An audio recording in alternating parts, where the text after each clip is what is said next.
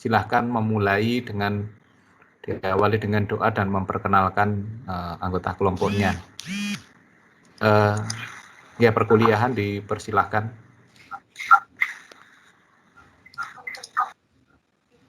Ya, selamat pagi Pak dan teman sekalian. Di sini kami akan presentasikan mengenai etika bisnis dan tanggung jawab perusahaan, sosial dan lingkungan.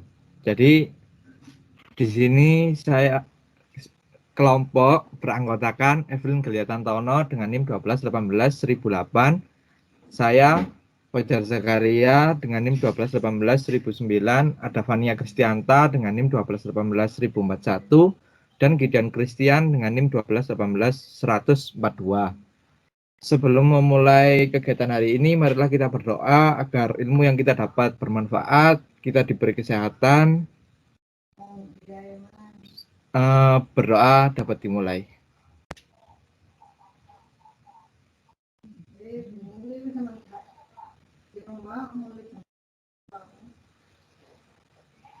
Berdoa dapat diakhiri.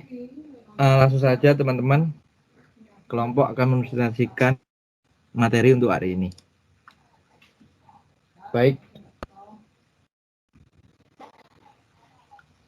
bisnis etik atau etika bisnis. Menurut Hill dan Jones, etika bisnis ialah suatu ajaran dalam membedakan antara salah dan benar. Jadi poinnya adalah salah dan benar dalam memberikan pembekalan kepada tiap-tiap pemimpin dari sebuah perusahaan pada saat mempertimbangkan dalam mengambil keputusan strategis yang terkait dengan adanya masalah moral yang kompleks.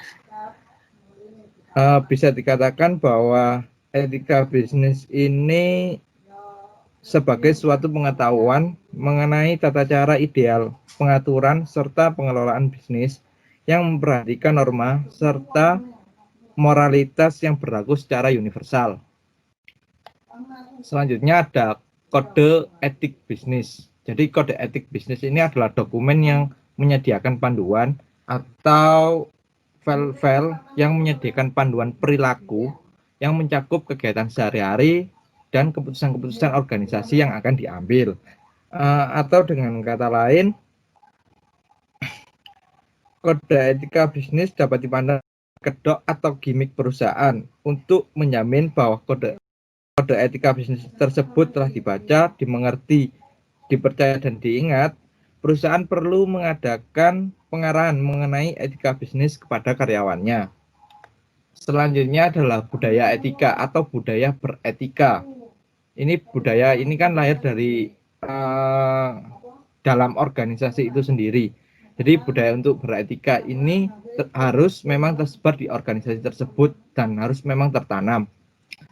Perusahaan bisa membuat pelatihan atau penyuluhan kepada pegawainya tentang pentingnya bisnis dan bagaimana mengatasi masalah yang berhubungan dengan etika bisnis. Dari sini muncul istilah whistleblowing yang kemarin sempat disinggung di mata kuliah etika bisnis.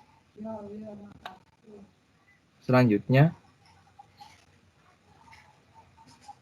Baik, selanjutnya suap. Menurut Undang-Undang Nomor 11 Tahun 1980, tindak pidana suap adalah tindakan memberi atau menjanjikan sesuatu kepada seseorang dengan maksud untuk membujuk supaya orang tersebut berbuat sesuatu atau tidak berbuat sesuatu dalam tugasnya yang berlawanan dengan kewenangan dan kewajiban yang menyangkut kepentingan umum. Jadi secara singkat, suap dapat diartikan sebagai tindakan memberi sesuatu kepada seseorang untuk melakukan sesuatu atau tidak melakukan sesuatu yang tidak sesuai dengan kewajibannya.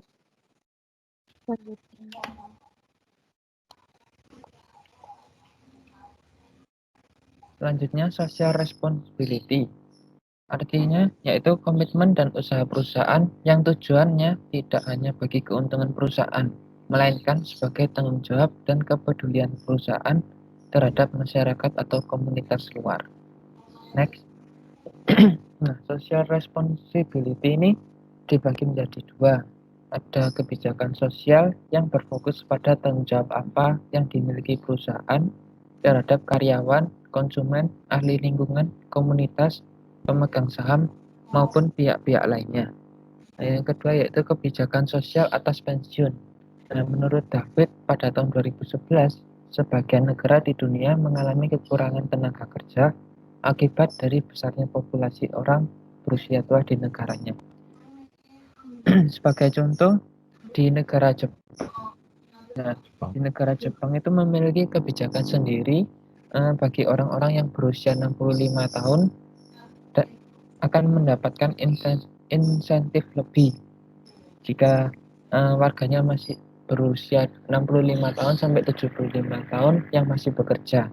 Tapi kalau di Eropa itu berlawanan dengan Jepang. Jadi harus pensiun pada umur 55 sampai 65 tahun maksimal. Next.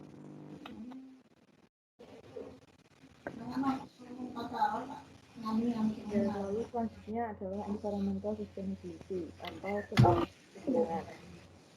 Keberlangsungan lingkungan ini harus dilakukan oleh semua perusahaan. Nah, itu mengevaluasi kegiatan usahanya. Pertama, mulai dari lingkungannya. Perusahaan itu tidak boleh mengeksploitasi atau merusak sumber daya dan lingkungan yang telah digunakan dan lingkungan sekitar. Mic-mu kurang deket kayak.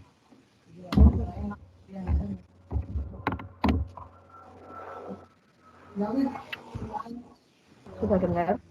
Sudah Ya. lebih jelas. Yang sebelumnya perlu diulang atau Apa? tak ulang sebentar ya. Jadi environmental sustainability atau keberlangsungan lingkungan ini merupakan hal yang wajib bagi perusahaan. Jadi perusahaan itu harus mengevaluasi kegiatan usahanya baik dari segi ekonominya maupun dari segi lingkungannya. Jadi perusahaan itu tidak boleh merusak atau mengeksploitasi sumber daya yang digunakan maupun lingkungan yang ada di sekitarnya juga. Next. Environmental sustainability ini terdiri dari 3 hal. Ada 3 hal yang berkaitan dengan hal ini. Yang pertama itu sustainability report. Sustainability report atau laporan keberlangsungan ini adalah laporan yang disusun oleh perusahaan yang digunakan untuk mengkomunikasikan atau mengungkapkan kepada para stakeholder tentang kinerja perusahaan, tentang masalah lingkungan, sosial, dan tata kelola perusahaan. Jadi secara singkat mengenai laporan kinerja perusahaan tentang lingkungannya atau tentang sosialnya gitu. Untuk sustainability report ini memiliki panduan dalam penyusunannya yaitu Global Reporting Initiative, di mana untuk saat ini sudah mencapai GRI yang keempat, tapi kemungkinan juga bisa berubah lagi. Lalu ada tentang pengelolaan urusan lingkungan dalam perusahaan. Perusahaan itu harus membuat strategi yang berkaitan dengan lingkungan juga. Jadi karena semakin meningkatnya isu-isu lingkungan saat ini seperti global warming atau perusakan hutan atau penipisan lapisan ozon. Jadi perusahaan itu juga harus meningkatkan strateginya. Misal, jadi perusahaan itu bisa menggunakan kemasan-kemasan yang lebih ramah lingkungan atau meminimalisir limbah atau mengkonservasi energinya gitu. Lalu selanjutnya ada sertifikasi ISO 14001. Untuk sertifikasi ISO 14000 ini merupakan seri dari beberapa standar mengenai tanggung jawab perusahaan terhadap lingkungan. Lalu untuk seri sertifikasi ISO 14001 itu merupakan standar yang mencakup tentang audit lingkungan, evaluasi kinerja lingkungan, environmental labeling, dan hal-hal tentang bagaimana implementasi sistem lingkungan yang baik. Next. Jadi di sini studi kasusnya kami mengambil 4 perusahaan. Yang pertama ada The Body Shop, yang kedua ada PT Telekomunikasi Indonesia Tbk, yang ketiga PT Agung Podomoro Land, Dan yang keempat ada PT Kelian Equatorial Mini. Selanjutnya, Yang pertama, studi kasus The Body Shop. Yang pertama, melakukan program penanaman pohon. Kedua, mengembangkan solar panel. Dan ketiga, mengadakan program Bring Back Our Battle. Nah, pembahasan kasus The Body Shop sendiri ini merupakan perusahaan yang bergerak di bidang kosmetik. Nah, The Body Shop ini bertanggung jawab mengenai lingkungan alam yang dijadikan bahan baku, karena body shop ini membutuhkan bahan baku herbal dari alam. Program-program tersebut adalah menggunakan panel surya sebagai pembangkit listrik, menanam pohon atau reboisasi, dan program daur ulang dengan nama Bring Back Our Battle. Opini kasus The Body Shop ini telah melakukan tanggung jawab sosial dan lingkungan perusahaan yang berperan serta dalam pembangunan ekonomi berkelanjutan guna meningkatkan kualitas lingkungan yang bermanfaat baik bagi perusahaan sendiri maupun masyarakat dan komunitas sekitar. Program yang pertama adalah dengan mengganti energi surya dengan energi listrik. Program ini berlatar belakangkan dari adanya rumor menepisnya energi listrik yang bersumber dari fosil. Dengan adanya program ini menyebabkan penghematan listrik dan tidak tergantung pada sumber listrik fosil. Kemudian program yang kedua mengenai pembangunan lingkungan yang dilakukan oleh The Body Shop adalah reboisasi. Alasan terciptanya program ini adalah untuk penggunaan kertas yang ada di Indonesia. Selain itu, dengan adanya penanaman pohon mampu meningkatkan tingkat oksigen yang ada di dunia. Kemudian yang ketiga, program ketiga, yaitu mendaur ulang botol para pelanggan. Jadi para pelanggan diajak untuk mengembalikan botol dari produk The Body Shop. Nah, pelanggan yang mengembalikan botol tersebut sebanyak 25 botol akan mendapatkan hadiah berupa tas daur ulang. Di sisi lain, dana hasil daur ulang akan diberikan kepada anak yang memiliki ekonomi menengah atau ke bawah untuk tetap menempuh pendidikan formal atau beasiswa dan diberikan kepada korban bencana. selanjutnya PT Telekomunikasi. Selanjutnya, PT Telekomunikasi Indonesia Tbk. Untuk PT Telekomunikasi Indonesia Tbk sudah melakukan berbagai bentuk tanggung jawab dalam bidang teknologi, sosial, ekonomi maupun lingkungan. Beberapa programnya, yaitu yang pertama ada PT ini membentuk kampung digital. Kampung digital ini memudahkan masyarakat untuk mengakses internet dengan mudah. Selain itu, kampung digital ini juga memberikan wawasan bagi masyarakat tentang dunia teknologi yang sekarang. Lalu, PT Telekomunikasi Indonesia ini juga telah membangun koperasi simpan pinjam dan membuat berbagai program untuk UMKM. Selain itu juga membuka pasar sembako untuk menyediakan sembako bagi masyarakat yang kurang mampu. Lalu PT Telekomunikasi Indonesia dalam hal lingkungan juga sudah melakukan penanaman pohon untuk menjaga oksigen di dunia. Lalu juga ada pembangunan drainase yang digunakan untuk pencegahan banjir, serta pengaspalan jalan terhadap jalan-jalan yang belum layak dan rusak.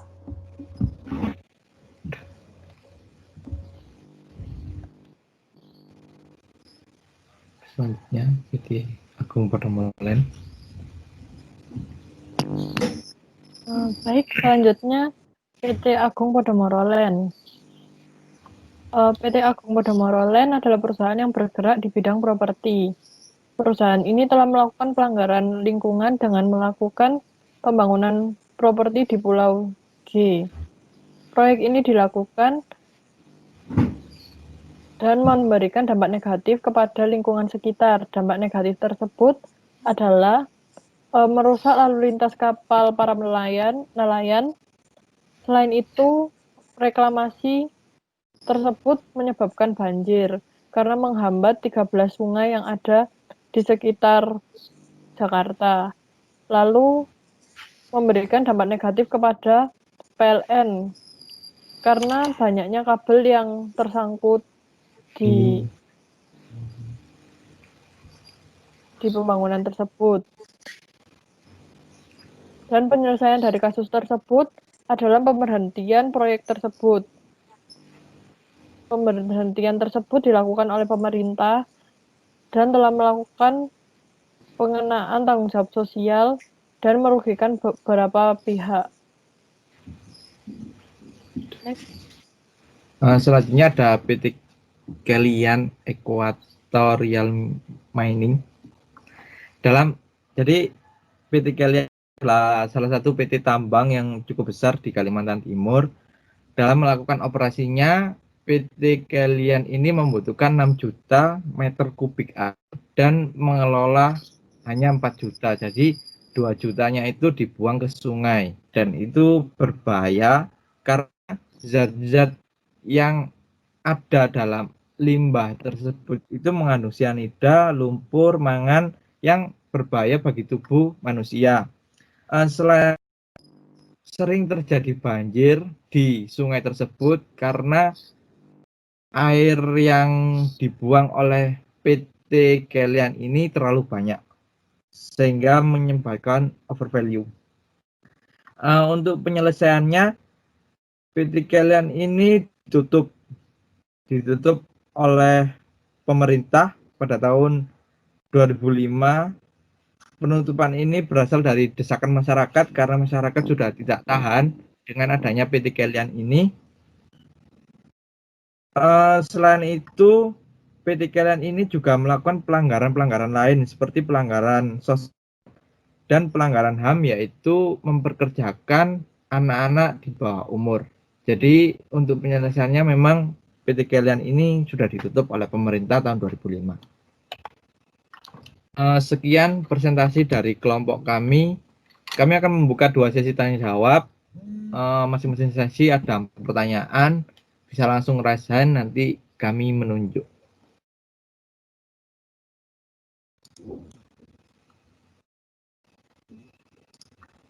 Masih ada 2 penanya.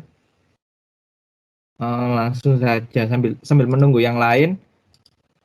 Bisa dipersilakan Michael untuk mengajukan pertanyaannya. Baik, terima kasih atas kesempatannya. Saya Michael dengan NIM 121810025. Jadi saya ingin bertanya, apa saja cara atau alat atau sarana yang harusnya digunakan perusahaan untuk membongkar praktik kotor yang dilakukan secara personal dan juga rapi gitu loh. Jadi apakah whistleblowing itu cukup gitu? Apa kira-kira ada alat lain yang kira-kira bisa membongkar praktik kotornya gitu? Terima kasih. Baik, selanjutnya ada Aziza. Baik, terima kasih atas waktunya. Nama saya Aziza dengan NIM 1218003. Saya mau tanya, kan tadi kan ada social responsibility. Nah, apakah perusahaan dengan mewajibkan perusahaan melakukan itu, apakah tidak ada kayak sisi gelapnya dari social responsibility gitu loh? Soalnya kan bisa aja dengan perusahaan melakukan hal seperti itu, bisa aja dengan dia melakukan itu, maka nutupin kesalahannya gitu loh. Terima kasih. Sama-sama. Selanjutnya ada Georgius Bonaventura. Persilakan. Terima kasih atas kesempatannya. Nama saya Georgius dengan NIM belakang 12. Saya mau bertanya, apakah ada denda atau hukuman yang dapat oleh perusahaan jika dinilai kurang melaksanakan kegiatan lingkungan seperti itu? Kan kalau rewardnya sudah tahu. Ya, punishment. Ya, Yes. terima kasih. Terima kasih, Gio. Selanjutnya, apakah ada pertanyaan lain?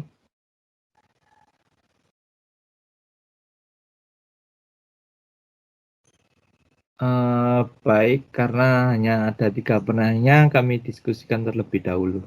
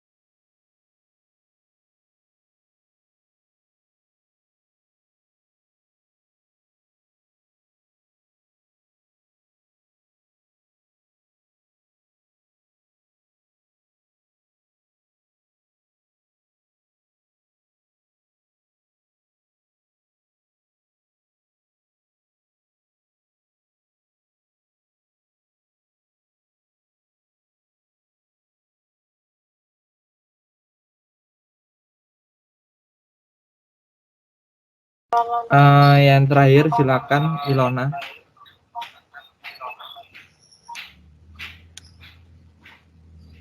Ilona. Selamat pagi, nama saya Ilona Eunike, NIM 1218110015. Saya bertanya kepada kelompok, apakah dana CSR itu perusahaan itu loh, itu memiliki aturan minimnya itu berapa gitu, ngerti nggak maksudnya? Apakah ada batasan minimalnya berapa dana CSR yang bisa diberikan ke masyarakat?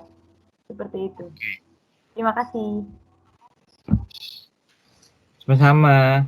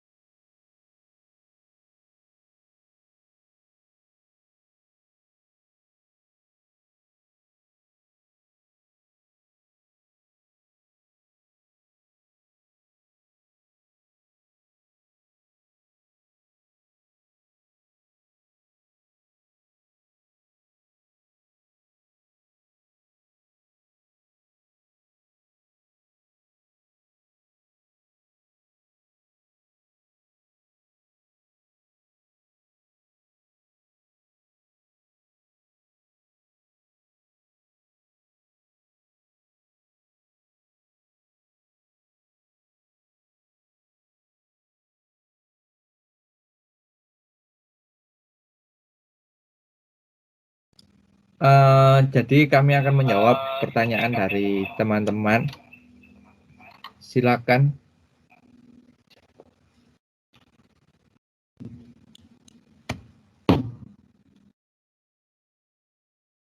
Baiklah, dari yang pertama menjawab pertanyaannya Michael. Tadi pertanyaannya kan bagaimana membongkar praktik kotor dari perusahaan. Menurut kelompok kami ini hanya sebuah pendapat. Jadi perusahaan itu harus memiliki manajemen kontrol sistem yang baik memang.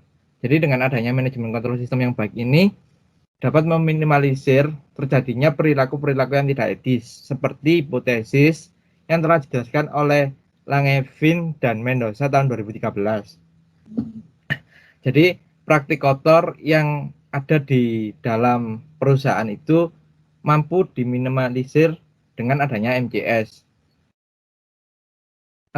Seperti gini, jadi praktik kotor ini kan biasanya adanya kesenjangan tujuan dari karyawan ataupun manajer terhadap tujuan dari perusahaan itu sendiri. Jadi adanya kesenjangan tujuan ini dapat dirapatkan oleh MCS itu sendiri. Jadi adanya penyelarasan tujuan ini mampu meminimalisir perilaku-perilaku tidak etis dan meningkatkan loyalitas karyawan ataupun manajer terhadap perusahaannya itu sendiri. Ini hanya pendapat dari kami.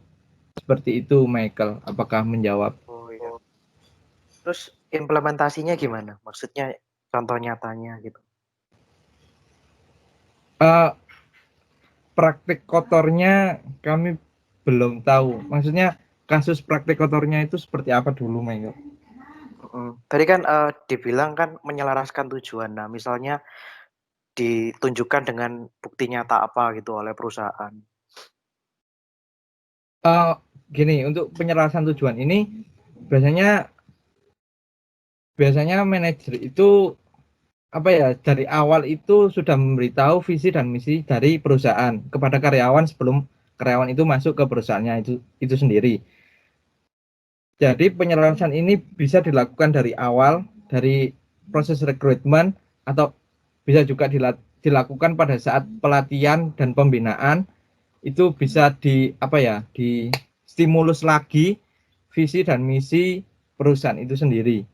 Jadi memang visi dan misi ini harus sering-sering ditekankan kepada perusahaan agar kepada karyawan agar karyawan ini tindakannya tidak melenceng dari tujuan perusahaan. Seperti itu, Michael. Mungkin implementasinya seperti itu, penyelarasan tujuan. Terima kasih. Oke, Michael. Makasih. Selanjutnya pertanyaan Aziza Gideon. Ya, untuk social responsibility ini kan diwajibkan untuk semua perusahaan, toh. Nah, untuk menutupi perbuatan kotor perusahaan ini tidak menutupi kemungkinan gitu perusahaan untuk melakukannya untuk memperbaiki citra nama baik perusahaan tersebut. Kalau menurut kelompok kami seperti berarti social responsibility bukan nggak mesti hal yang baik, bisa aja cuma buat nutupin nama perusahaan gitu ya. Bisa jadi tergantung bisa jadi tergantung kemauan perusahaannya itu. Kadang karena kita nggak tahu keinginan perusahaan itu maunya seperti apa. Ya, manusia kadang melakukan hal buruk sih. Wajar. Oke, terima kasih. Oke, Aziza, terima kasih. Selanjutnya pertanyaan dari Ilona akan dijawab oleh Fani.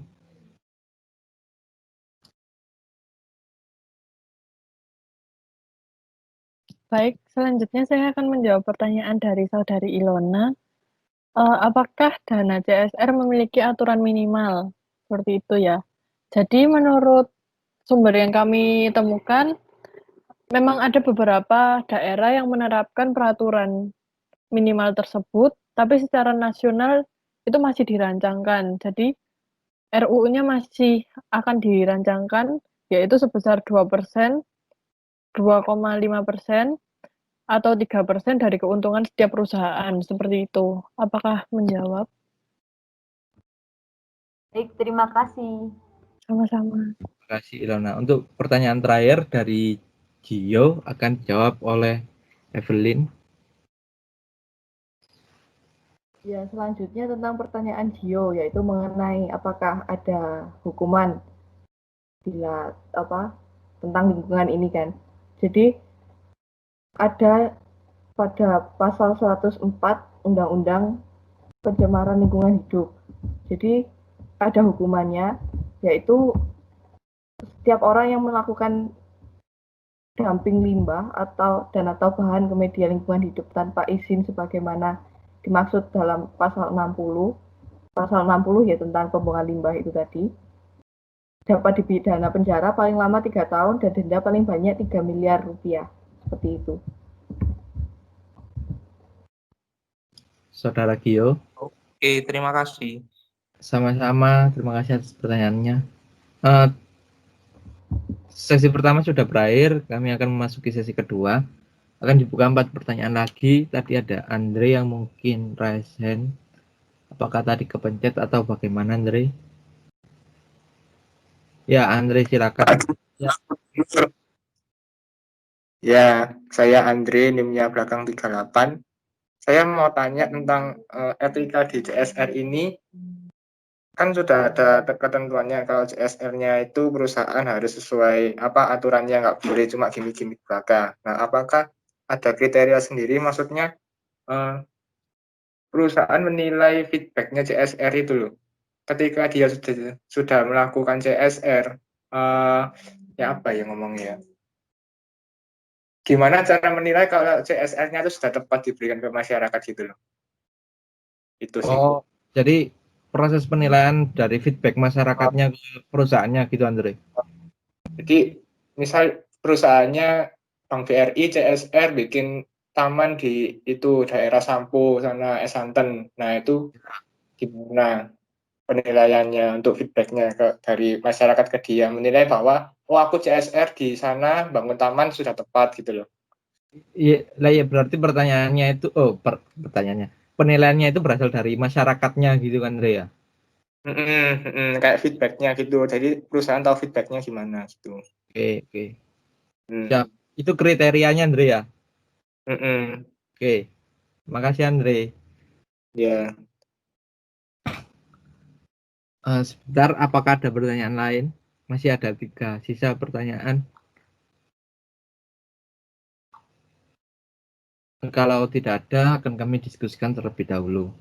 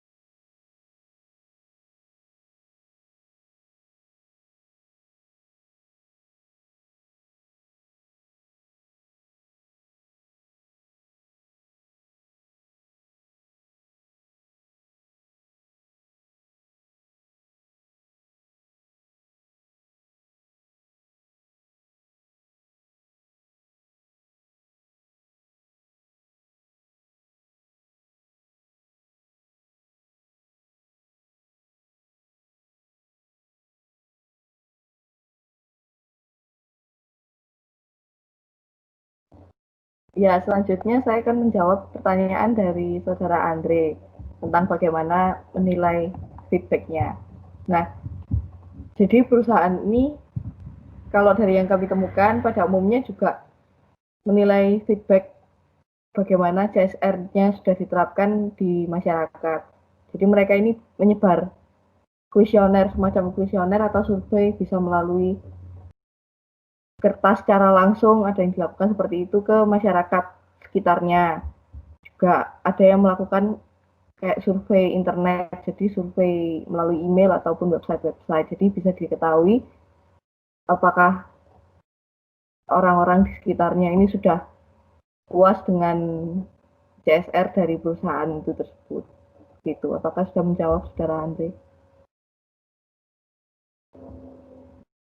Ya, terus nanti itu penindakan lanjutannya gimana?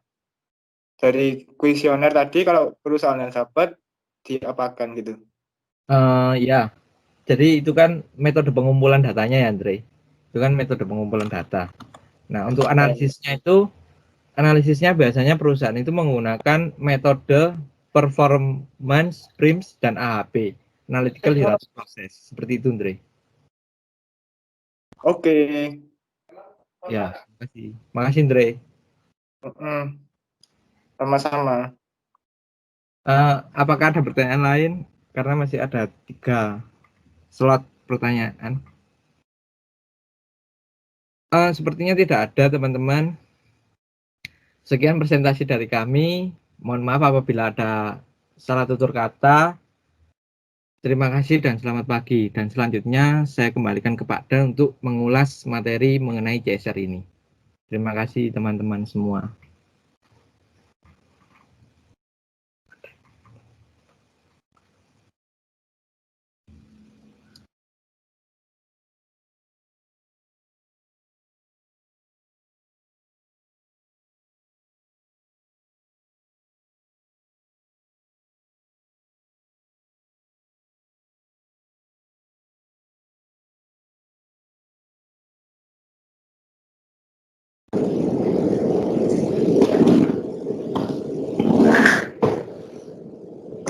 Terima kasih untuk kelompok yang sudah mempresentasikan mengenai etika bisnis dan tanggung jawab sosial dan lingkungan perusahaan atau TJSL ya.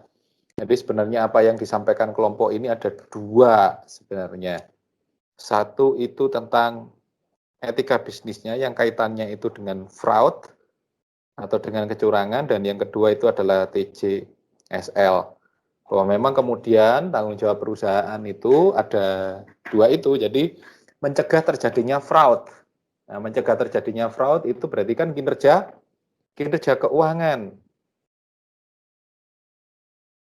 atau corporate financial responsibility. Jadi bagaimana perusahaan itu punya kinerja keuangan yang baik. Nah, kinerja keuangan yang baik itu digambarkan dengan laporan keuangan dan sebagainya, yang kemudian ya bagaimana laporan keuangan itu bisa diaudit, bebas dari salah saji material, and so on gitu ya. Jadi itu yang menjadi dasar dari kinerja keuangan. Jadi kaitannya kalau kinerja keuangan, jadi sebenarnya perusahaan itu kita ngomong gini, sebelum jauh lagi sebenarnya apa sih corporate responsibility. Jadi di sini kan menceritakan corporate responsibility ya, tanggung jawab perusahaan. Jadi tanggung jawab perusahaan kita melihat bahwa kemudian secara teori itu kan ada yang disebut dengan triple bottom line. Perusahaan itu punya kewajiban, ada 3, stakeholdernya bisa bermacam-macam di dalamnya, tapi bahwa kemudian perusahaan itu harus secara keuangan itu fine, bagus secara keuangan, dan kemudian dia punya tanggung jawab sosial yang juga bagus, relasi sosial yang bagus, selain tentu saja dia harus bertanggung jawab terhadap lingkungan, karena perusahaan itu kan menimbulkan limbah ya, pencemaran dan sebagainya. itu juga harus berpikiran untuk berkelanjutan. Karena apa? Kalau kemudian itu limbah meningkat, yang terjadi itu scarcity. Terjadi kelangkaan, terjadi kemahalan, sehingga kemudian itu berpengaruh. Kalau kemudian perusahaan itu menghasilkan limbah dan limbahnya tidak bisa dicegah atau tidak bisa diatasi, tidak bisa dikelola, maka operasional juga akan semakin mahal. Demikian pula kalau kemudian perusahaan lalai terhadap kewajiban sosialnya. Nah, sehingga itu bahwa kemudian itu berpengaruh, sehingga apa, perusahaan tanggung jawab sosial pada siapa? Bisa kepada karyawan, bisa kepada pemerintah, bisa kepada masyarakat sekitar yang terpengaruh dengan aktivitas ekonomi dari industrinya. Sehingga kalau kemudian di situ ada masalah, maka perusahaan juga akan jadi bermasalah, biayanya jadi mahal. Contoh yang paling gampang itu begini. Jadi suatu saat di Malang ini kebetulan saya pernah diminta tolong oleh sebuah masyarakat gitu ya, komunitas itu yang kemudian jadi di Malang ini ada perusahaan yang membuang, ada perusahaan yang bergerak di bidang ini apa namanya, agar-agar. Nah, perusahaan ini tidak kemudian punya persyaratannya bahwa kalau itu industri itu harus punya IPAL, instalasi pengolahan air limbah. Nah itu tidak, karena kemudian apa, oleh perusahaan ini langsung aja dibuang ke sungai. Karena apa? Mereka pikirnya, loh ini loh kan cuma limbahnya agar-agar, juga tidak mencemari. Ya tidak ada ke masyarakat pengaruhnya. Nah, apa yang terjadi saat terjadi di musim hujan kayak begini, airnya kenceng, nggak ada masalah. Itu juga terjadi di perusahaan tahu lah, limbah tahu yang ada di Sukun. Ini juga di daerah sana. Jadi kayak gitu. Dan kemudian apa yang terjadi? Nah, itu kan musim kemarau, musim kering. Musim hujan. Nah, kalau waktu musim kemarau saat kering, kan debit sungainya jadi kecil dan rendah. Akhirnya apa? Masyarakat itu juga masih banyak yang beraktivitas di sana, mandi, cuci, gagus dan sebagainya, masih memanfaatkan sungai tersebut. Apa yang terjadi? Kalau musim kering, yang terjadi apa? Sungai itu jadi seperti lautan ager-ager gitu, di sana sini gitu ya, ada yang kemudian mengendap, jadi kemudian jadi seperti ager-ager. Ya memang tidak mencemari kan, tidak ada masalah kan, wong ager-ager loh. Tapi itu kan kemudian tidak bisa untuk aktivitas mandi, cuci, kakus. Iya kan? MCK tidak bisa dilakukan. Masyarakat jadi terganggu. Dituntutlah perusahaan itu. Tapi bahwa perusahaan kemudian lebih suka lewat jalur belakang ya, nembak ya aparat dan sebagainya, terus kemudian secara publikasi dibuat sebenarnya nggak ada masalah dan sebagainya. Nah, tapi apa ujungnya? Ternyata kemudian tetap harus membayar lah, katakanlah kayak begitu. Nah, tetap harus membayar kerugian dan itu kerugiannya malah lebih besar. Mereka harus membangun IPAL, terus kemudian ada kompensasi pada masyarakat, membangun beberapa tempat MCK dan sebagainya. Artinya apa? Akhirnya biayanya jauh lebih besar ketimbang membangun IPAL-nya sendiri. Karena apa? Di lingkungan bermasalah, di masyarakat akhirnya bermasalah, akhirnya mengganggu keuangan perusahaan sendiri. Ya walaupun sekarang nggak ada masalah sih ya, sudah baik, berjalan baik. Nah itu banyak yang terjadi kasus-kasus kayak begitu. Pernah terjadi kasus di Molindo, itu juga sama.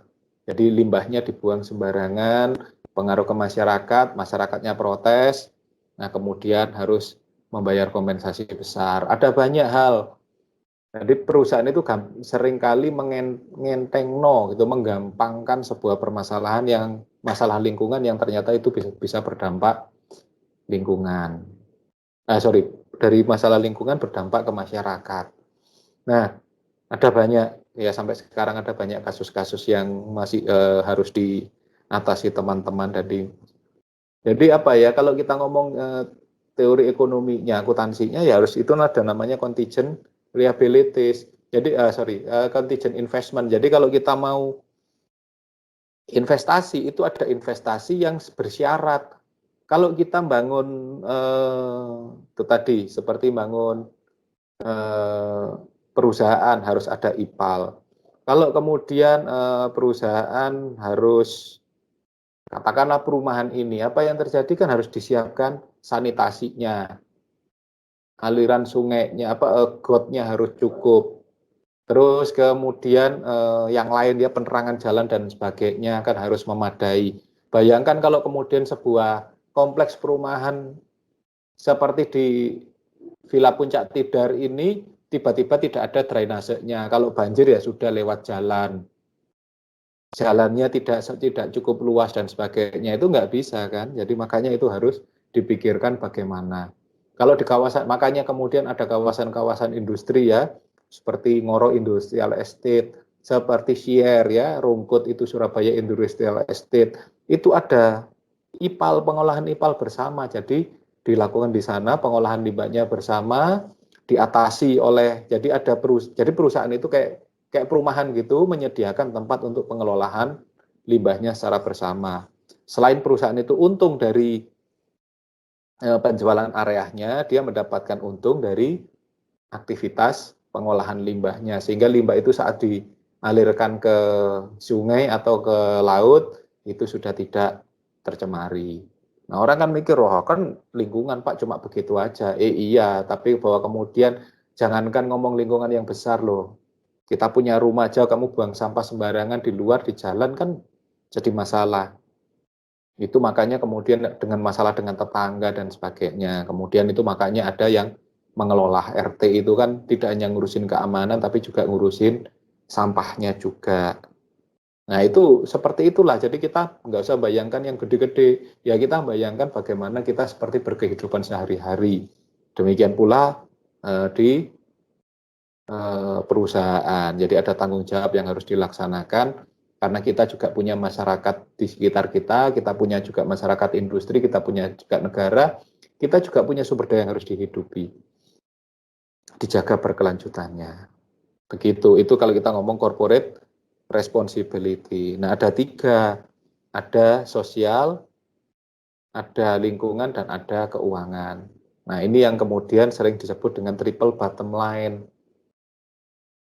Kalau katakanlah menurut aktivis lingkungan dan sosial, ya people and planet before profit. Jadi kalau kamu jaga masyarakatnya dalam artian diberdayakan, terus kemudian lingkungan kamu jaga, maka profit itu akan datang dengan sendirinya. Logikanya apa? Kalau masyarakat itu puas dengan keberadaan lembagamu, dengan entitasmu, kalau kemudian bisa memberi kontribusi pada masyarakat sekitar, juga kepada konsumen, kamu edukasi dengan produk yang bagus, yang baik. Contohnya tadi sudah disebutkan di sini ya, dari tadi oleh kelompok ini sudah dijelaskan bagaimana si body shop itu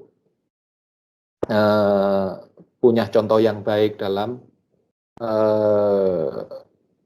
aktivitas baik lingkungan maupun masyarakat. Labanya bagaimana? Apakah kemudian body shop itu dijual eceran, dijual sembarangan? Siapa yang di sini pernah jalan-jalan ke tokonya body shop? Tahu saya di Malang baru 2, ada di MOG yang lama dan 1 lagi atau ada di Matos. Siapa yang di sini jadi pelanggannya body shop? Halo, cewek-cewek yang ada di sini. Harganya murah body shop? Mahal, Pak. Mahal. Mahal kan?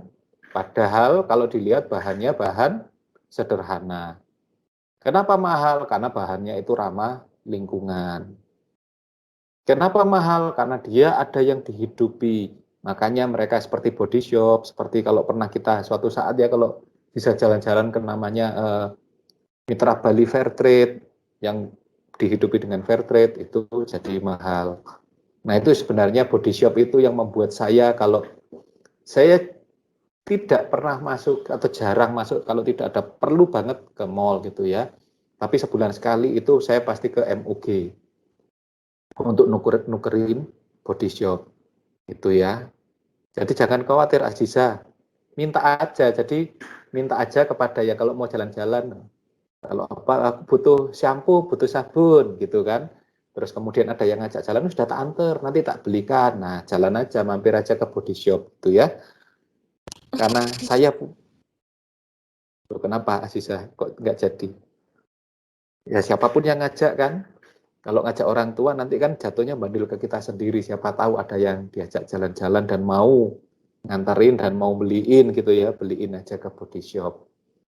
Lumayan kok, sabun itu yang 450 mili itu sekitar 400 ribuan. Sampuhnya juga ya, sampuhnya itu yang sampo banana itu yang sampo itu 250 kalau nggak salah. Ya mahal gitu. Nah, kenapa saya hafal? Karena jangankan istri saya, anak saya aja pakai body shop. Istri saya sudah mau kemudian memakai produk-produk yang ramah lingkungan, produk katakanlah sabun, entah sabun dari Bali, entah kemudian sekarang kan musim ya, teman-teman yang buat dari jelantah dan sebagainya. Tapi kalau anak saya sudah terlanjur karena dari kecil tahunya body shop, ya sabun itu tahunya body shop. Bikin pusing. Ya kalau kemudian bapaknya dalam tanda petik disebut aktivis lingkungan terus anaknya terus dibiarkan mencemari lingkungan kan juga jadi masalah juga bagi saya gitu ya. Ya ternyata didik untuk paham lingkungan itu mahal. Tapi worth it karena ya ada kontribusi yang kami buat untuk lingkungan untuk masyarakat gitu ya. Nah, demikian pula di perusahaan. Nah, sebenarnya apa yang disampaikan kelompok ini sudah cukup lengkap dari awalnya itu, dari kemudian fraud, kemudian tapi yang kemudian ke bawahnya itu yang langsung ke corporate social responsibility dan corporate environmental responsibility. Seharusnya di situ itu ada namanya corporate responsibility. Jadi sudah saya tambahkan. Jadi ada tanggung jawab perusahaan itu ada dua, tanggung jawab selain financial itu sudah pasti, mau nggak mau urusannya dengan pemegang saham, urusannya dengan manajemen dan sebagainya. Kalau perusahaan tidak makmur, maka jangan harap perusahaan itu bisa berjalan dengan baik. Nah,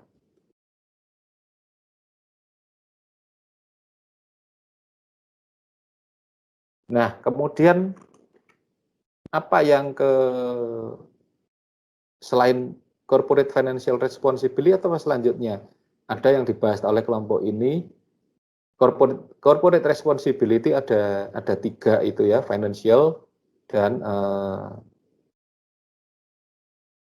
berarti ada yang salah ini di apa yang saya sampaikan yang saya buat di kelompok ini yang ini saya jadikan masukan bagi kelompok ini. Jadi ada tiga itu, yang satu financial responsibility, kemudian ada social responsibility. Nah, kemudian ini bagaimana itu kan kemudian kaitannya paling banyak dibahas itu adalah membahas tentang CSR. Nah, CSR itu memang kaitannya dengan benar. Ya tinggal nambahkan aja.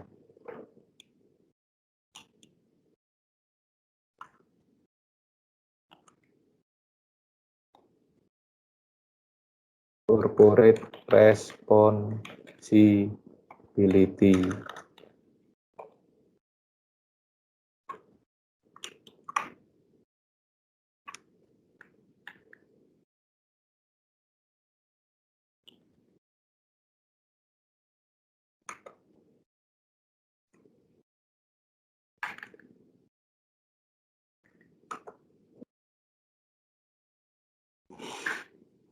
Nah, kalau corporate social responsibility itu kaitannya memang dengan CSR.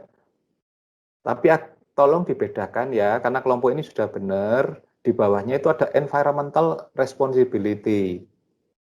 Nah, jadi kalau kemudian kita melihat di yang namanya sustainable reporting, itu ada 3 yang memang dilaporkan. Ada kinerja keuangan, corporate financial responsibility, ada kinerja sosial, corporate social responsibility, dan ada yang kinerja lingkungan, corporate environmental responsibility. Ada CFR, ada CSR, dan ada CER. Dan itu 3-3-nya harus terlaporkan semuanya.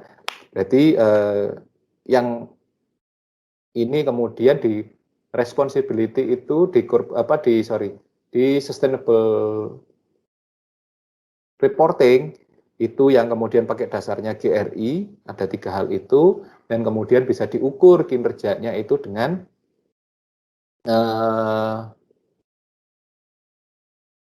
saya lupa namanya. Ada alat ukurnya bahwa kemudian pengungkapan itu bahasa Inggrisnya apa sih kok lali sih? Itu harus ada nilainya. Jadi ada nilainya dari 3 ini, ada nilainya, nilai-nilai minimalnya berapa yang bisa dicapai oleh perusahaan untuk kemudian perusahaan itu sustainable reporting, pengungkapan. SRDI, Sustainable Reporting Disclosure Index. Ada nilai-nilai tertentunya untuk bahwa menilai perusahaan ini sudah melakukan tanggung jawabnya dengan baik. Jadi itu yang kemudian untuk mengukur kinerjanya ya pakai SRDI, Sustainable Reporting Disclosure Index. Nah, di CSR itu dasarnya pakai apa? Tidak hanya sekedar pakai yang selama ini kita ketahui itu pakai GRI, tapi ternyata dari luar itu juga ada penilaiannya menggunakan ISO 26000. Jadi ada ISO-nya. Jadi kalau perusahaan Anda tidak menjalankan tanggung jawab sosial dengan bagus, jangan harap juga akan bisa masuk ke negara-negara yang punya perspektif tanggung jawab sosialnya tinggi, seperti masuk ke Eropa. Terus kemudian environmental, selain ada di GRI, itu juga ada undang-undangnya,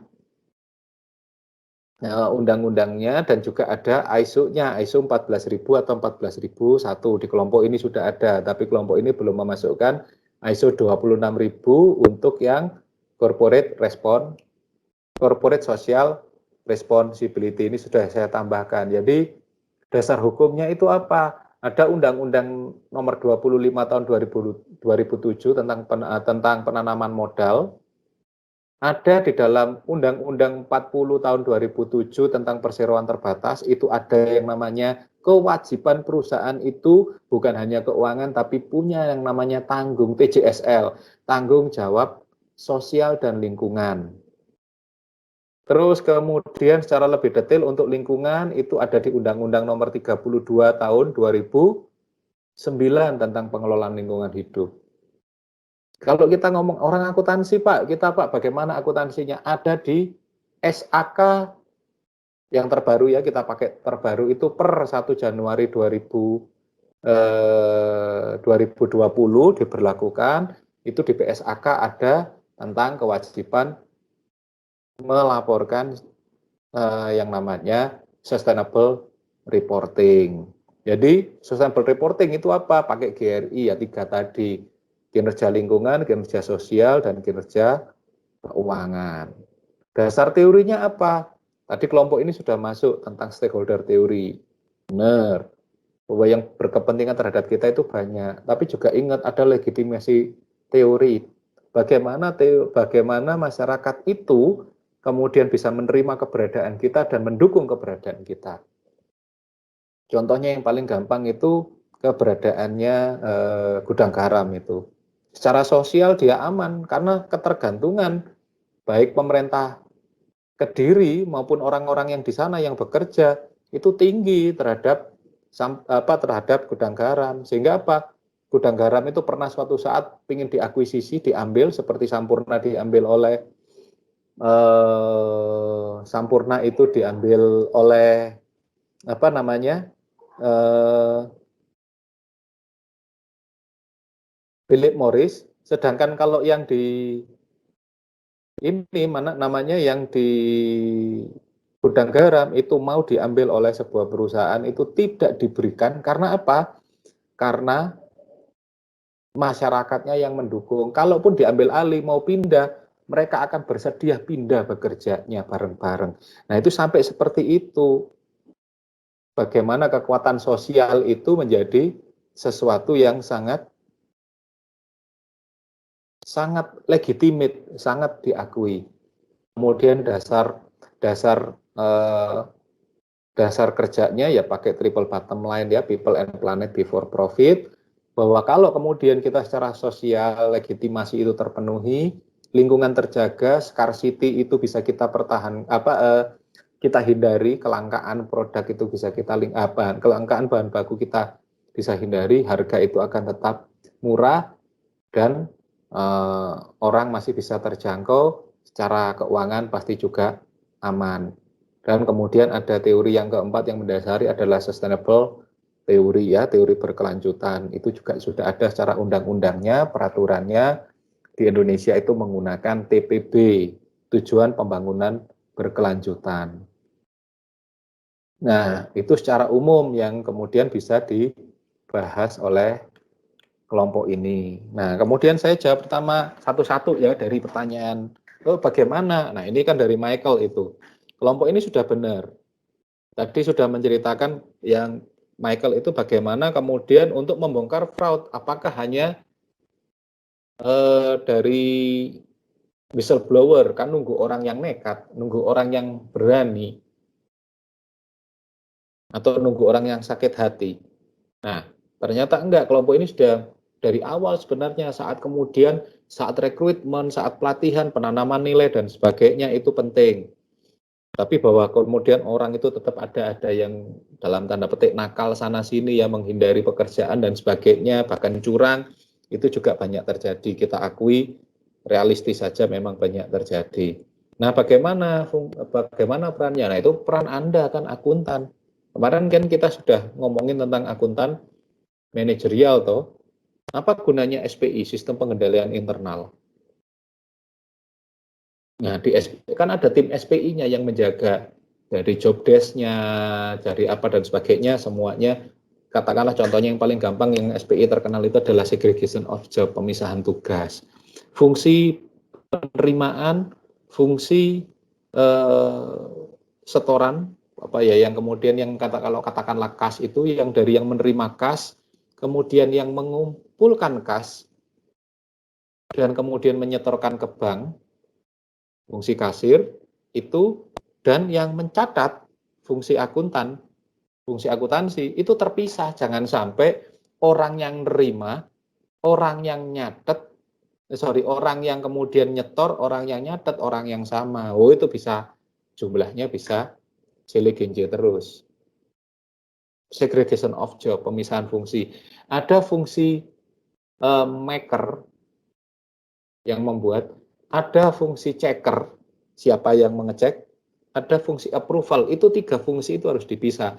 Itu sudah jadi dasarnya SPI. Katakanlah kalau di sini Anda salah satu ada, ya semoga saja ya, salah satu dari Anda menjadi orang kaya, kemudian Pak minta tolong kepada saya jadi akuntan, pokoknya terserah Pak, Bapak bisa jadi kasir, uang masuk keluar masuk, silahkan diatur Pak, sampai urusan pajak, sampai laporan keuangan, pajak dan sebagainya, Bapak atur semuanya, pegang. Terus kemudian gaji itu tidak banyak, saya akan terima. Pak, gaji Bapak di Majung berapa? Oke, saya katakan gitu ya, jujur-jujuran aja total 10 juta yang saya dapat dari Majung. Kemudian Bapak mau Pak, saya gaji sama seperti di Majung, saya tapi beri kebebasan Bapak untuk mengatur keuangan saya. Tapi syaratnya satu Pak, jangan mencuri. Uang saya jangan dicuri, saya terima. Caranya bagaimana? Saya nggak akan nyuri. Yang saya curi adalah waktu. Pokoknya laporannya gimana? Per minggu atau minta per bulan?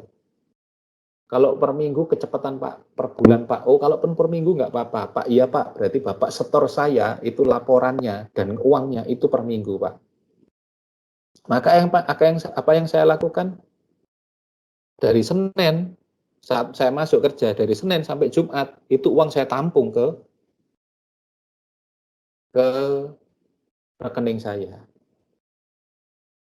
Senin pagi Jumat sore, ya nggak Jumat sore ya, supaya bisa lebih lama, saya setorkan setiap Senin pagi. Senin pagi semua catatan saya setorkan. Nih, seminggu kemarin dapatnya kita sekian. Kas masuk, kas keluar kita, kas bersih kita sekian, ini sekian. Oh iya, loh Pak kok setornya dari rekening Bapak? Ya daripada susah-susah rekening perusahaan saya masukkan semuanya ke rekening saya. Jumlahnya persis apa yang diterima. Apakah saya mencuri? Yang saya manfaatkan adalah time value of money. Saat seminggu masuk mengendap uang itu di saya. Kemudian Senin pagi saya setorkan ke Anda. Saya sama sekali tidak mencuri 1 rupiah pun. Yang saya curi itu adalah opportunity. Kesempatan untuk mendapatkan bunga selama 1 minggu dari uang yang Anda masuk ke saya. Saya mencuri? Secara hukum saya mencuri? Tidak. Secara etika apakah salah? Iya, saya tidak etis. Karena seharusnya uang itu menjadi benefit perusahaan, itu masuk ke saya. Tapi perjanjiannya kan jelas. Pak, terserah Pak, pokoknya tidak ada 1 rupiah pun yang dicuri, yang masuk ke perusahaan dari klien saya. Ya, saya katakan tidak akan mencuri. Yang saya pergunakan adalah time value of money. Saya simpen itu dari mulai Senin transaksi hari ini gitu ya, mulai ada transaksi sampai pagi. Sampai Senin pagi selanjutnya saya setor semuanya pasti persis sama. Tidak ada yang saya curi sama sekali. Kecuali bunganya yang saya manfaatkan. Mencuri tidak etis iya. Karena apa? Opportunity-nya perusahaan, kinerjanya perusahaan itu jadi saya ambil. Nah itu berarti apa? Saya sudah, apakah melakukan fraud? Ya tergantung perjanjiannya. Perjanjiannya boleh, berarti saya nggak fraud dong. Tapi apakah saya etis? Ya tidak etis, karena saya mencuri dari opportunity-nya. Saya pencuri waktu dari opportunity-nya perusahaan yang saya curi. Kesempatan untuk mendapatkan keuntungan atau pendapatan lebih dari bunga itu yang saya manfaatkan. Kayak begitu, Michael. Jadi itu SPI itu sudah diatur dari awal, tidak boleh. 3 fungsi itu harus dipisah. Terus kemudian siapa yang meyakinkan lagi? Nah, dari SPI yang dilaksanakan oleh masing-masing unit dan ada orang yang mengawasi, orang SPI, masih diaudit lagi oleh audit internal. Sudah benar enggak prosesnya? Sudah benar enggak SOP-nya? Sudah benar apa tidak laporannya dan sebagainya? Masih diaudit oleh audit internal. SPI bisa melaporkan fraud? Bisa. Karena dia adalah garda terdepan. Contohnya itu gampang aja deh. Tempat saya bekerja di koperasi banyak laporan yang dari SPI ada fraud ini. Dia yang kemudian menindaklanjuti untuk karena apa? Untuk lower staff yang di bawah. Sedangkan saya melaporkan apa? Resiko yang dihadapi oleh perusahaan. Berarti apa? Stratanya memang kemudian tidak bisa masing-masing perusahaan. Tapi kalau sudah ngomongin manajemen tingkatan strategis, maka audit internal bisa jalan. Itu masukan saya sebagai pengawas. Ini loh hati-hati di sini, ini. Ini loh perilakunya salah, menyimpang dan sebagainya. Sehingga orang itu perilakunya bisa dibetulkan, dikasih peringatan. Kalau memang tidak bisa ya tinggal ditindak aja. Tindaknya bisa aja. Kemudian terjadi sampai pemutusan hubungan kerja. Ya kebetulan di tugas saya masih hanya urus di pekerjaan saya selama hampir 2 tahun ini masih cukup mengeluarkan SP saja, tidak sampai kemudian ngecat. Apakah terjadi pemecatan? Oh banyak. Pada lower management. Siapa yang mengeluarkan rekomendasi SPI? Bahwa terjadi kecurangan, terjadi kesengajaan, ini. Nah, itu pun masih kurang. Whistleblower-nya bukan whistleblower, ini fungsi yang dijalankan oleh perusahaan. Kalau whistleblower kan ada orang yang lapor. Nah, ini enggak, fungsi yang dijalankan oleh perusahaan. Kemudian apa? Itu pun masih enggak, masih tidak memberikan keyakinan, masih butuh auditor akuntan publik atau auditor eksternal untuk memberikan terhadap kewajaran dan kelayakan laporan keuangan. Jadi bertingkat jaganya itu, Michael. Tidak hanya satu orang yang melakukan fungsi, tapi ada SPI untuk lower management, untuk middle dan higher management itu audit internal, terus secara keseluruhan perusahaan oleh akuntan publik. Kalau terjadi penyimpangan, bisa saja dilakukan fraud audit. Nah, ini jadi bertingkat kalau kemudian mencegah terjadinya fraud. Ya silahkan nanti kalau kemudian yang ingin melanjutkan ke audit atau orang anak keuangan dan sebagainya, ada kok mata kuliah pilihan di semester 7 ini namanya akuntansi forensik dan audit investigatif, yang ingin belajar tentang masalah-masalah yang fraud dan sebagainya. Itu ada mata kuliahnya. Kebetulan yang ngajar saya juga. Jadi ya, tuh. Oke, pertanyaan selanjutnya ada CSR dimanipulasi. Ini dari Aziza tadi. Oh, banyak manipulasi CSR. Dan kemudian bagaimana CSR-nya? Apakah tepat waktu? Ya, tepat waktu, tepat sasaran. Banyak yang tidak tepat sasaran. Dimanipulasi, digabungkan bahwa kemudian dalam CSR itu tidak boleh menjual produk, nama produk, tapi ternyata terus kemudian mengikutkan produknya. Ya boleh. Ya ternyata ya bisa saja terjadi, banyak hal itu terjadi. Apakah itu boleh? Tidak melanggar hukum tapi tidak etis. Ya. Ya, kalau pas hari raya gitu kayak kemarin bejo. Nah, itu kan punyanya Sido Muncul. Boleh nggak kemudian membuat pulang kampung gratis bagi penjual jamu? Boleh. Apakah itu tepat? Tepat, karena kemudian aman, tidak mengurangi angka kecelakaan dan sebagainya. Apakah itu etis? Ya, saat dia mencantumkan produknya ya enggak, makanya dia dimasukkan sebagai advertorial. Kegiatannya tidak melibatkan produknya. Tapi kalau kemudian publikasinya keluar ke televisi, itu ada publikasi bahwa kemudian belakangnya tulisannya bejo, gitu kan ya. Ya kan dia kemudian saat aktivitas itu tidak boleh menempelkan produknya sama sekali produknya, bahwa kemudian di sana nanti selama perjalanan supaya tidak masuk angin bagi-bagi, ya itu kan di internal mereka sendiri masih bisa aja, oh ini bagi-bagi souvenir, bagi-bagi buah tangan dan sebagainya, ternyata ada produknya dia, ya itu bagian dari strategi promosi. Tapi yang manipulasi yang kemudian banyak. Saya banyak kok menemukan kalau meriksa gitu CSR gitu, katakanlah ya lucu aja, ada sebuah pabrik perusahaan kemudian melakukan sunatan massal. Boleh. Tapi apa kemudian di daerah yang terdampak oleh aktivitas perusahaan tersebut.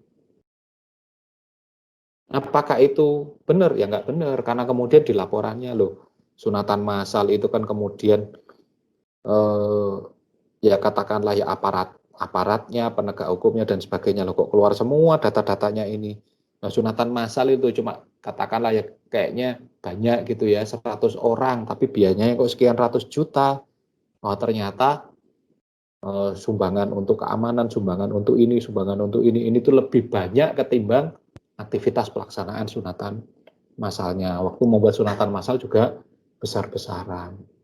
Apalagi kemudian ya ada banyak lah kayak gitu manipulasi-manipulasi kayak begitu.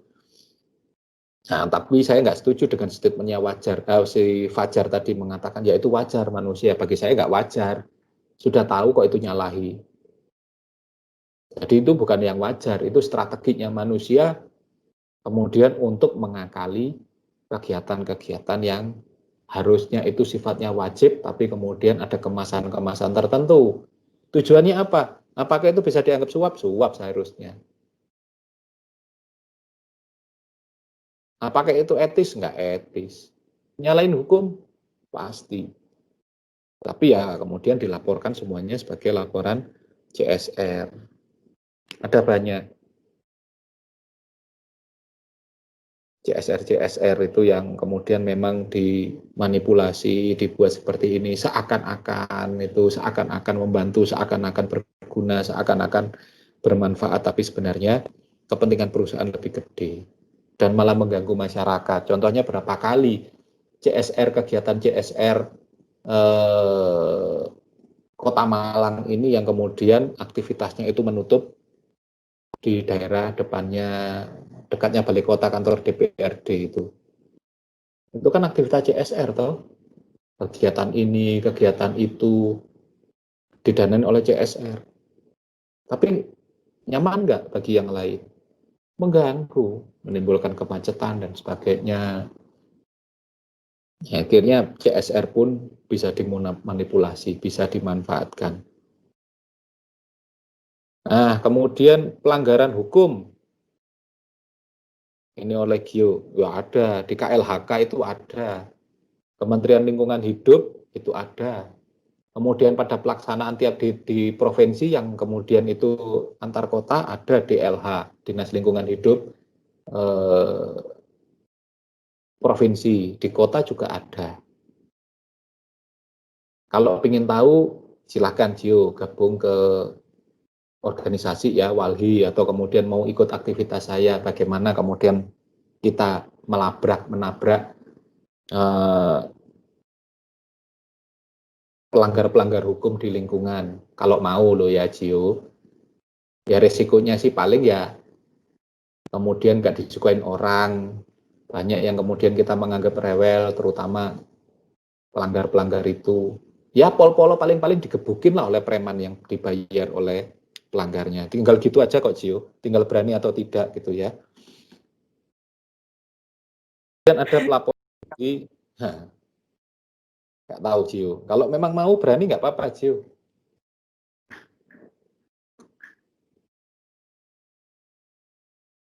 Intinya pertama pasti dianggap orang aneh. Ini kok sebarang-sebarang dipermasalahkan gitu ya.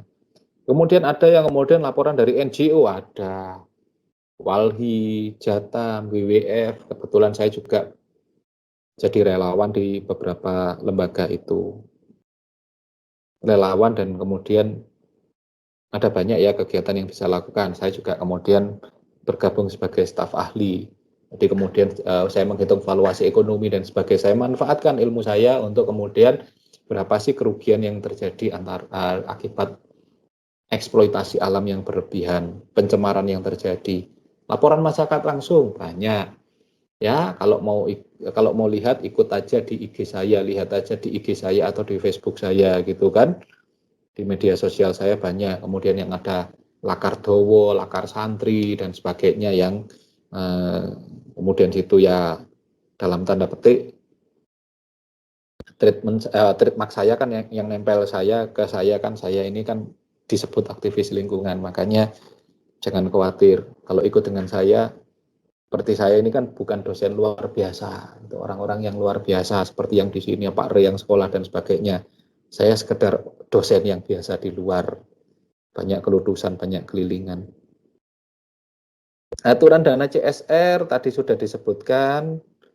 Oh ya, saya bukan RUU ya, bukan rancangan undang-undang, sudah jadi undang-undang bahwa kemudian 2% minimal yang harus dibayarkan untuk CSR dari laba bersih atau dalam jumlah tertentu untuk sebelum laba sebelum pajak. Jadi ini kan laba bersih ya. Jadi laba bersih itu 2%-nya harus untuk CSR. Atau kemudian dimasukkan sebelum pajak itu bisa menjadi biaya termasuk biaya produksi. Jadi ada dua perlakuannya. Bisa sebelum pajak itu menjadi biaya produksi, menjadi pengurang pajak. Itu ada kemudian kriteria-kriterianya CSR yang seperti apa.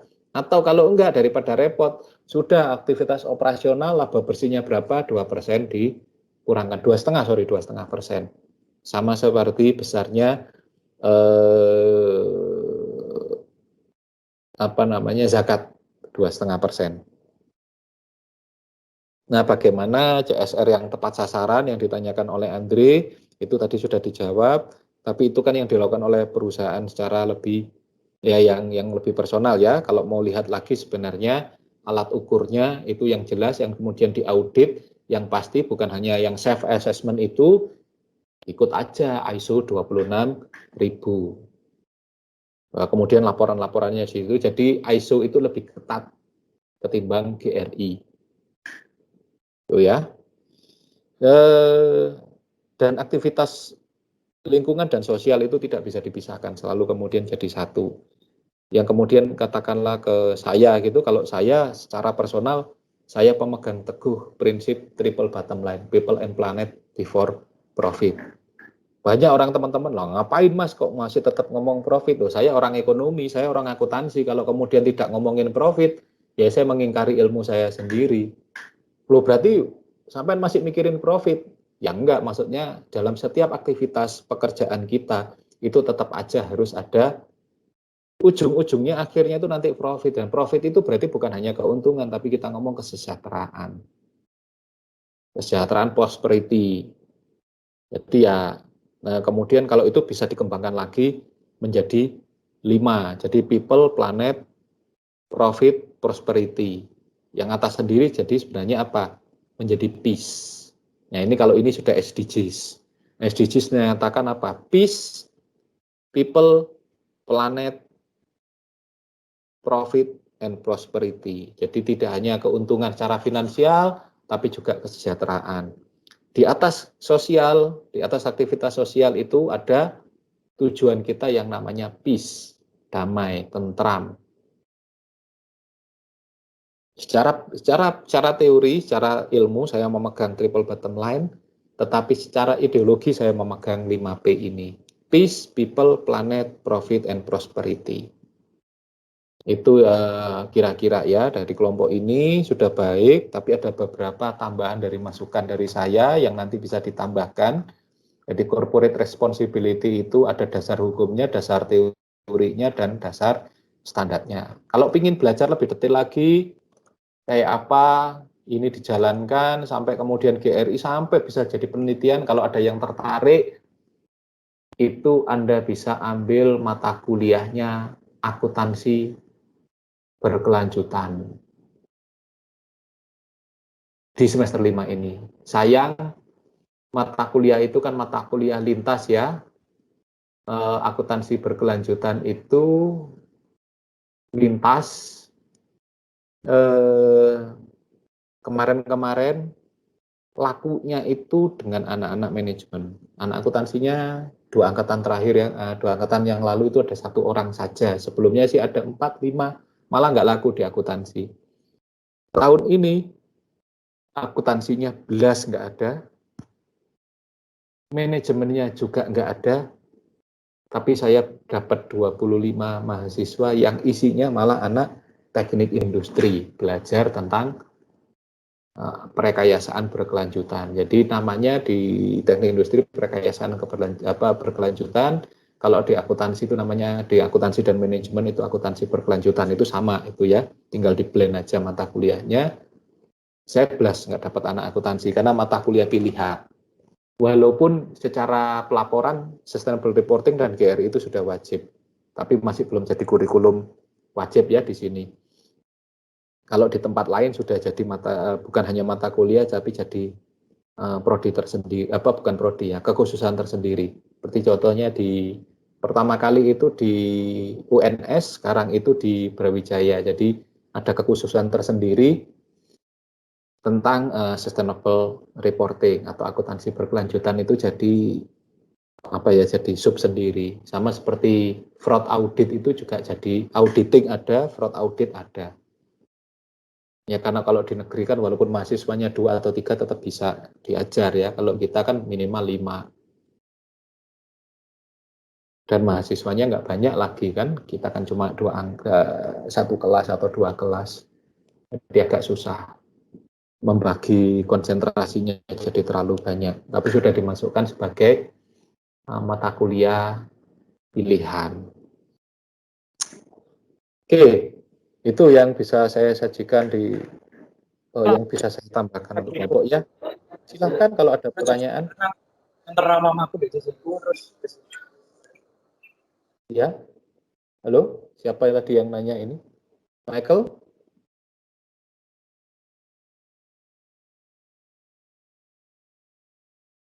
Oke, silakan kalau ada yang mau ditanyakan, yang mau didiskusikan.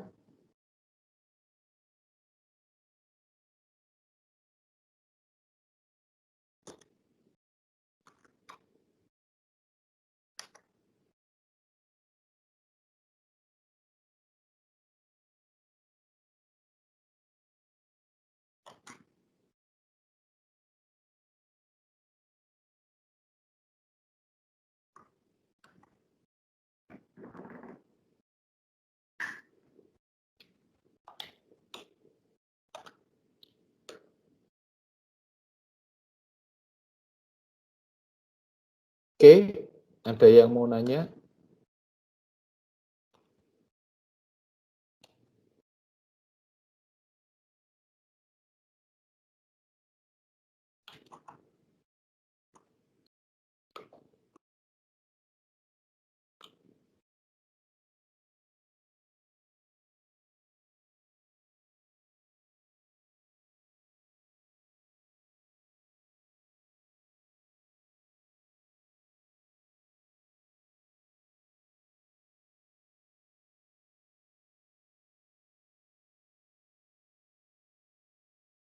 Oke, kalau tidak ada, sepertinya minggu depan itu minggu terakhir ya?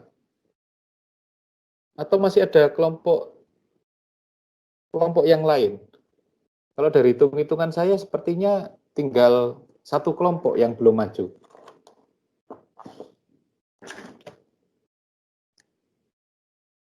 Halo? Iya Pak, sisa 1. Sisa 1, kelompoknya? Lupa saya. Saya juga lupa di sini.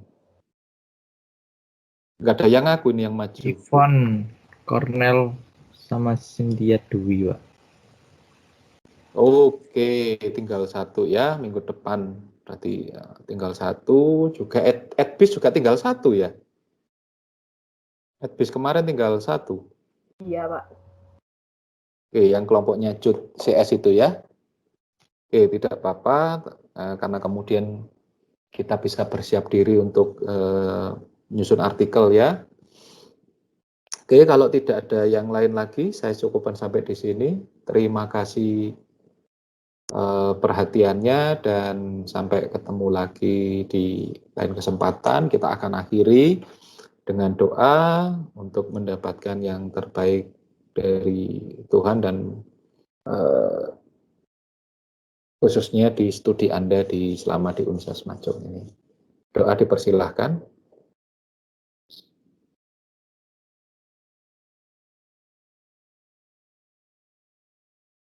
Oke, terima kasih. Ketemu lagi minggu depan ya. Terima kasih Pak. Terima kasih, Pak. Terima kasih, Pak. Iya. Terima kasih, Terima Pak. kasih Pak. Terima kasih, Pak.